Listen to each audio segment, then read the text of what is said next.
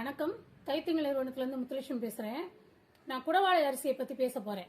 குடவாளை அரிசிங்கிறது குடலை சுத்தம் பண்ணக்கூடியது.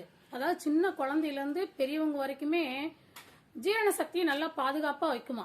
அதே மாதிரி அந்த காலத்துல என்ன பண்ணுவாங்களா, 7வது மாசம் குழந்தை பிறந்து 7வது மாசத்துல திட உணவு கொடுக்கறதுக்கு இந்த அரிசியை தான் கஞ்சியா காய்ச்சி கொடுப்பாங்களாம். இது குடை மாதிரி இருக்குமா. அதாவது நெல் விளைஞ்சி கதிர்கள் சாயாதான், கதிர்கள் மட்டும் சாயுமா, குடை மாதிரி விரிஞ்சு கிடக்குமா. அதனாலதான் இத குடவாழைன்னு சொல்றாங்க. அடுத்து குடலை சுத்தம் பண்ணுமா.